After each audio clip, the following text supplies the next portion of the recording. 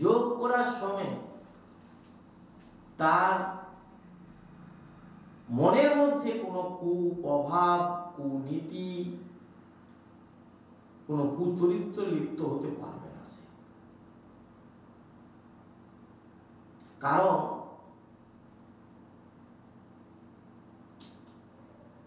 সে যোগী, তার মুখের মন্ত্র, তান্ত্রিক মুখের মন্ত্র, তার যে মুখের বাণী, সেইটা মন্ত্রে যখন পড়বে তার শরীরের থেকে সে ভূত নামক, পেট নামক, ডান নামক কিবা তার শরীরের বান কাটাও সেই মন্ত্রের দ্বারাই কিন্তু সে ভালো হবে।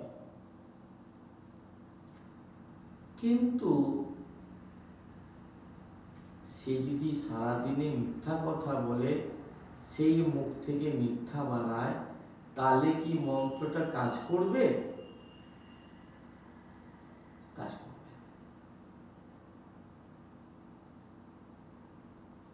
না। আপনি সিদ্ধি লাভ না করলে আপনাকে ভূত পিশাচ ভয় পাবে। অনেক সময় দেখবেন যে নামে যোগী, তান্ত্রিক কতগুলো মাদুলির তাবিজ পড়ে আছে। নিশ্চয়ই তাবিজটা সে নিজে করেনি, কাউকে দিয়ে করিয়েছে। কারণ তার মনের মধ্যে ভয় আছে। তো সে যে তান্ত্রিক কি তন্ত্র সাধক, সে নিজের ভয়কে জয় করতে পারেনি, একা শ্মশানে যায়নি। তো আপনার ভয় ডর সে তাড়াবে কি করে? সে তো নিজে মাদুলি পড়ে আছে 20টা, তা সে নিজে ভয় পায়, ভয়ের শরীরে দাঁত পড়ে আছে। তার মানে তার যে নিজে যে তন্ত্র সাধনা করে, তন্ত্রের কাজ করে, সেই তন্ত্রের মধ্যে তার আস্থা নেই। তার মনের মধ্যে জোরটা নেই যে আমি যে কাজটা করি, এই কাজটার মধ্যে আমার পেটে যে বিদ্যা আছে, এই বিদ্যার জোরে আমাকে কোনো ভূত, পেট, পিশাচ, ডান ছুঁইতে পারবে না।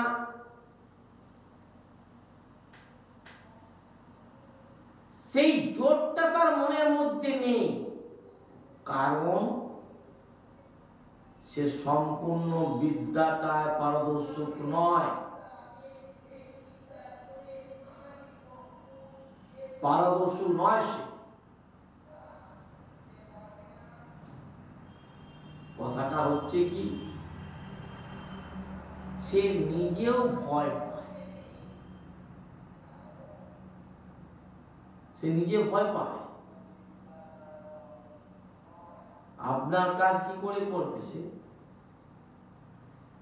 তাহলে আপনি যে যাবেন যার কাছকে বাঁচার জন্যে, সে নিজে বাঁচার জন্য ভয়ে কতগুলো মাদুলি পড়ে আছে।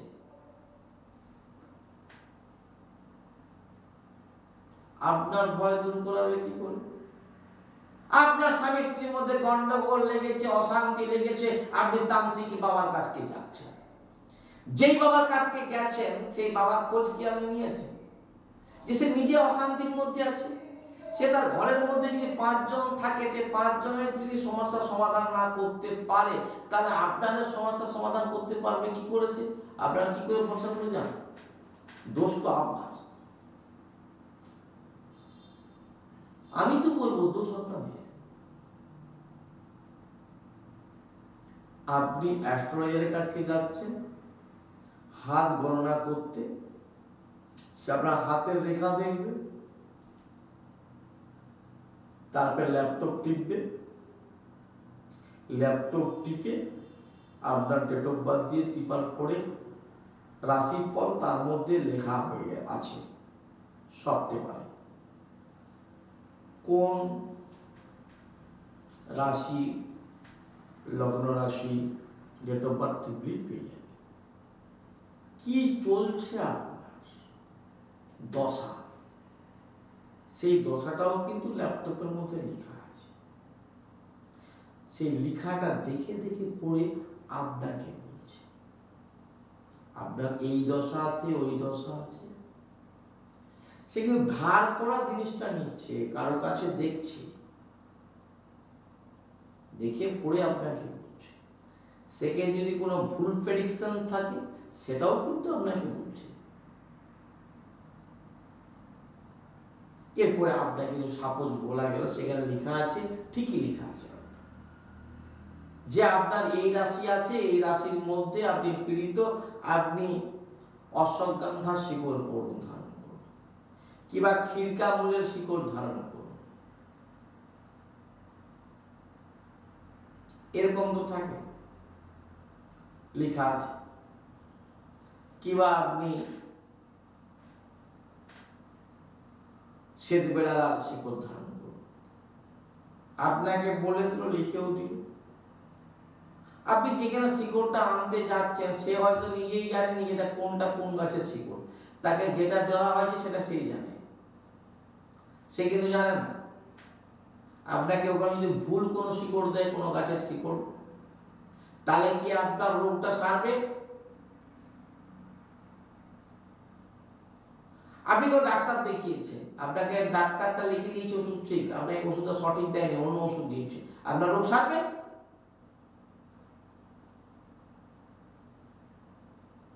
সারবে না।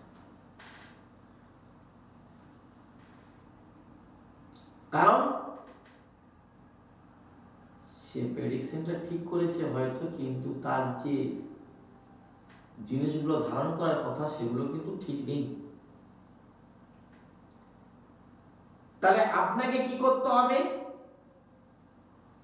যে গাছটা জানে, শিকড়টা জানে, যে কোন কাজে কোন জিনিসটা লাগে, সেই শিকড় বাকড় যে জানে, যে স্পেশালিস্ট, তার কাছে যেতে হবে। রাতারাতি তান্ত্রিক হয়ে গেছে, রাতারাতি অ্যাস্ট্রোলজার হয়ে গেছে। কেউ হয়তো পান বেচছে, কেউ 12 বাজার বেচছে, কেউ চিজ বিকছে, সে তারপরের দিন বলে অ্যাস্ট্রোলজার হয়ে গেছে, বাবা হয়ে গেছে, অমুক বাবা হয়ে বাবা ছুটা শুরু করে দিয়েছে।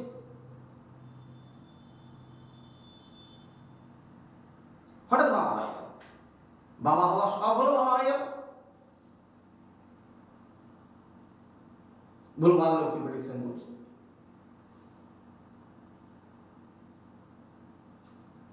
শিখতে হয়, তন্ত্রটাও শিখতে হয় প্র্যাকটিক্যালে, ভূত ছাড়ানোটাও প্র্যাকটিক্যালে শিখতে হয়, বান মেরেছে সেটাও শিখতে হয় কাটান করার জন্য। সব জায়গায় একটা কথা মনে রাখবেন, আমি আজ পর্যন্ত আমার ভক্তদেরকে কোনো ভুল বুঝাইনি, আর ভুল বুঝাবো না।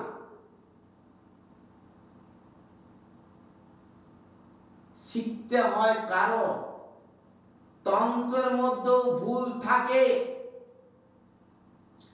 উচ্চারণ করতে গিয়ে রকে ভ হতেই পারে, তন্ত্রের সঙ্গে যন্ত্র লাগে। সেটা কি যন্ত্র? ওই প্লাস্টিকের শিবলিঙ্গ, প্লাস্টিকের কচ্ছপ, এগুলো নয়। যন্ত্র মানে কি? কিছু শিকড় বাকড় লাগিয়ে গাছ গাইরা সেগুলো সঠিক চিনতে হয়, সেগুলো আপনি বাজারে কিনতে পাবেন না, কারণ সেগুলো সঠিক নয়। বেঠিক জিনিসগুলো দিচ্ছে আপনাকে। আপনারা জানেন গাছের শিকড় বাকড় যে কাজের জন্য দরকার সেই শিকড়টাই কিন্তু লাগবে।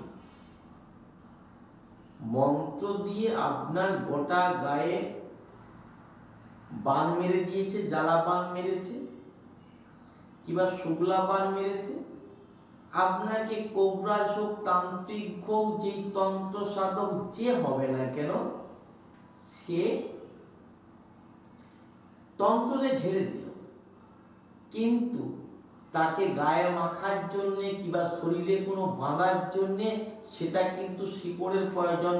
কোনো তেল দিয়ে মাখতে হবে কিংবা শিকড়টা বেঁধে থাকতে হবে, কারণ সে পুনরায় যখন আবার বান নিক্ষেপ করবে তখন কিন্তু গায়ে লাগবে না।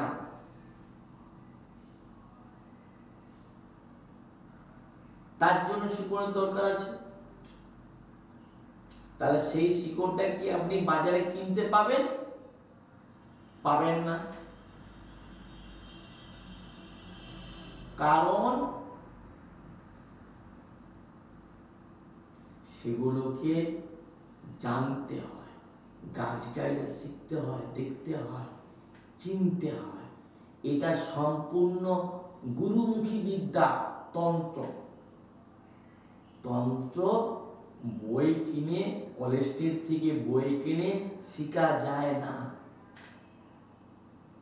যেমন গাছের শিকড় আছে, আপনারা বেগুন জানেন, সবজি সবাই খায়, বেগুনটাকে বঁটি দিয়ে অতি সহজে কেটে ফেলা যায়, কিন্তু আমি একটা গাছের শিকড় দিব, বেগুনের ভিতরে ঢুকিয়ে রাখবেন আপনি? কাটারি চটা মেরে বেগুন কাটতে পারবেন না, কাটাইটা স্প্রিং করবে। যদি কেউ বেগুন কেটে দেয়, আমার চ্যালেঞ্জ থাকবে 2 লাখ টাকা, সঙ্গে সঙ্গে আমি দিব।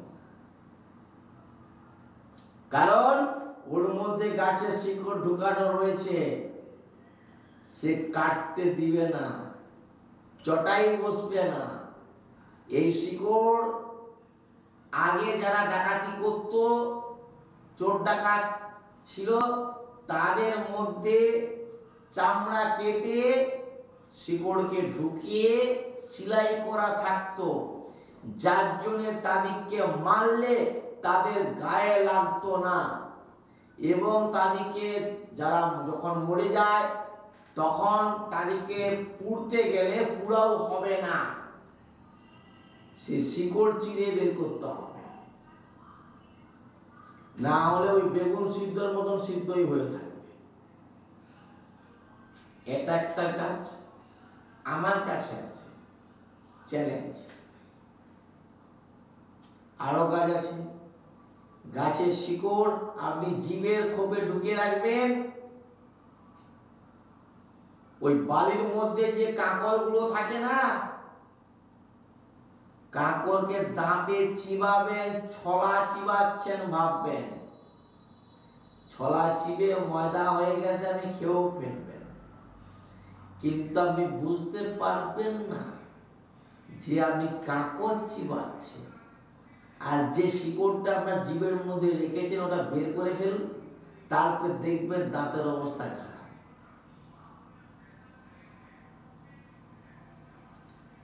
এছাড়া কোনো গাছের পাতাও আছে, আপনি জীবের ভিতরে ঢুকাবেন, নিচে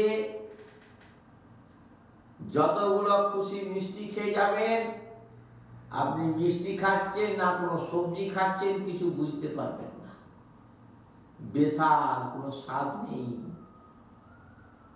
তাহলে এদের দাম নেই।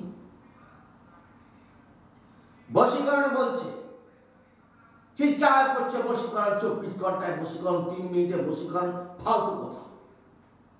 এরকম কোনো বশীকরণ হয় না, মানুষকে শুধু বিভ্রান্ত করছে, উত্তেজনা করছে, ঢপ মারছে, ঢপে যে পড়ছে তাকে কোপ মারছে, এভাবে হয় না। বশীকরণ হয়, তবে সেটা 24 ঘন্টা 3 মিনিটের নয়, একটা টাইম থাকে, সেটা 15 দিনও হতে পারে আর 2 মাসও লাগতে পারে, কাজ অনুপাতে।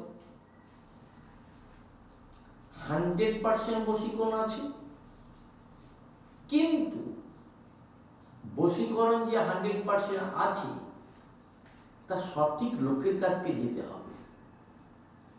আমি 2টো শিকড় দেব আপনাকে, আপনি একটা থালার মধ্যে জল দিয়ে দিবেন, আর দুটো শিকড় দু সাইডে ছেড়ে দেবেন। দেখবেন কিছুক্ষণের মধ্যে ঘুরতে ঘুরতে ঘুরতে ঘুরতে শিকড় দুটো গিয়ে এক জায়গায় জোড়া পাকাবে। এটা যদি কারো উপরে প্রয়োগ করা হয়, কিংবা আপনি কাউকে দিয়েছেন, সে খায়নি, ফেলে দিয়েছে কোনো খাবারের সময়, রাস্তার কুকুর খেয়ে নিয়েছে, দেখবেন সেই কুকুর কিন্তু আপনার পেছনে পেছনে চলতে থাকবে, সে খুঁজে চলে আসবে আপনার কাছে। বশীকরণের নিয়ম।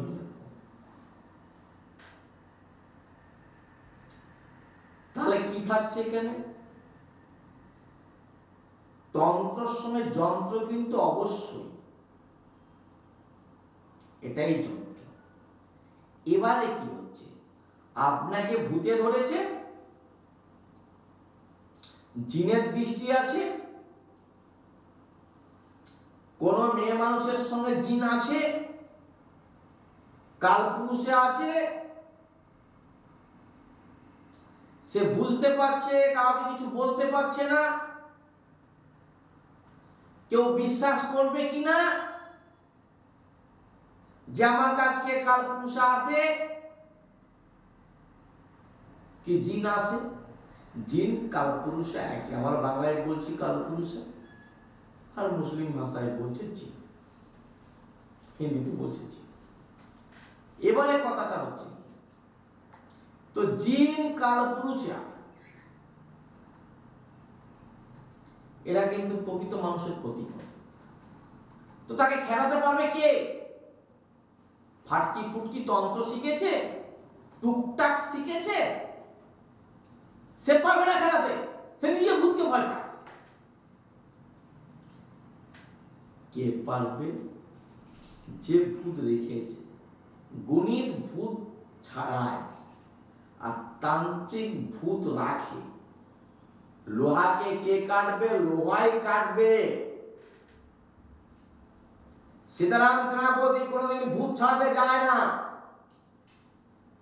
যদি কোথাও ভূত ধরেছে আমাকে বললো, এখান থেকে বললো, এখান থেকে ভূত ছাড়িয়ে দেবো আমি।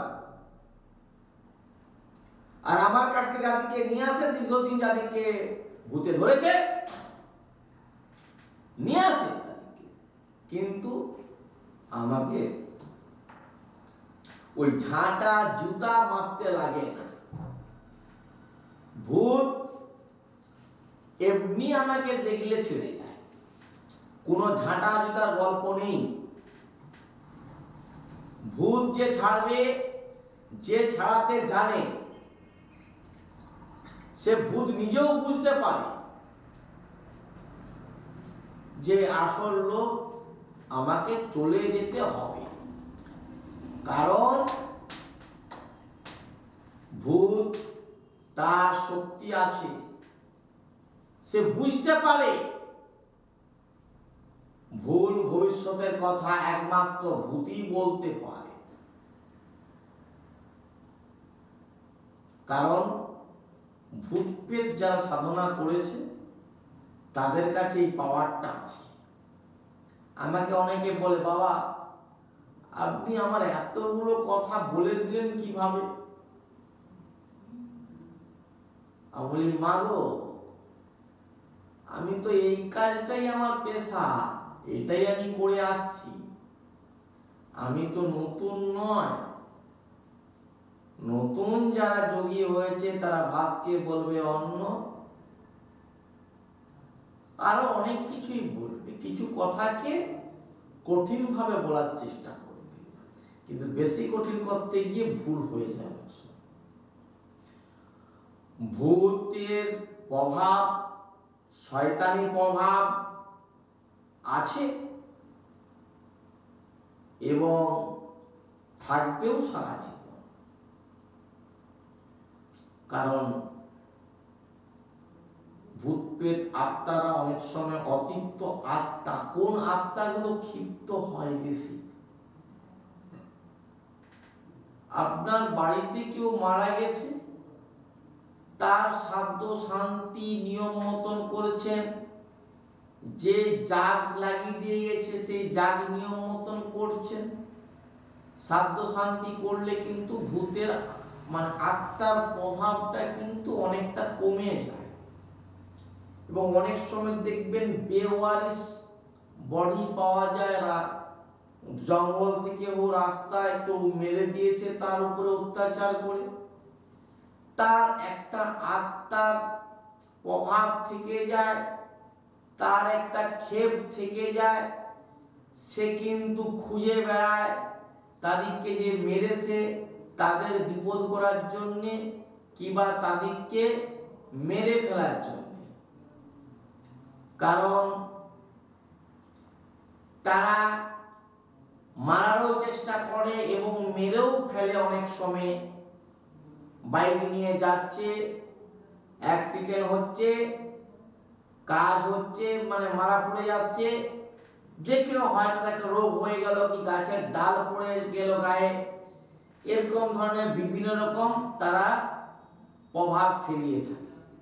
তো তান্ত্রিক মানে কি, তন্ত্র সাধক মানে কি, আপনি তার কাছে গেছেন বাঁচার জন্য, সে আপনাকে সঠিক রাস্তাটা দেখাবে যে কি করে আপনি বাঁচবেন। আপনার এই এই ব্যাপার হচ্ছে, আপনাকে এই এই কাজ করতে হবে, তবেই আপনি উদ্ধার হবে। আপনি একটা বাজে লোকের কাছে পৌঁছে গেলেন, সে নিজেই কিছু জানে না, আপনারা ছুটছেন, প্রতি কাজের জন্য ছুটছেন, কামাখ্যা ছুটছেন, তারাপীঠ ছুটছেন, বেশিরভাগ তারাপীঠ ছুটছেন। তারাপীঠের যারা সাধক তারা ছুটছে কামাখ্যা, ওইখানে করার দেবী মনে হয় খুব জাগ্রত, যেন ভগবান আসে।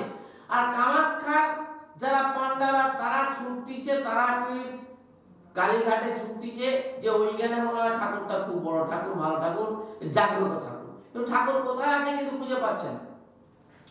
আপনারা ছুটছেন তারাপীঠ, বিরাট দাড়ি দেখছেন, বিরাট গোপ, বিরাট মাথায় জটা। আপনি কি জানেন যে 100 তান্ত্রিকের মধ্যে একটু আগেই বললাম 90 থেকে 95টা চিটিংবাজ ভণ্ড, আর 5টা ভালো। আপনি সবাইকে বলছি না, দেখবেন ওই তান্ত্রিকদের আপনি খোঁজ নিয়ে দেখবেন, হয়তো সে আসল তান্ত্রিক নয়, সে হয়তো তার গ্রামে কাউকে মেরে ফেলেছে, কিবা তার বউকে মেরে ফেলেছে, কিবা পাশের বাড়ির বউকে মেরে ফেলেছে।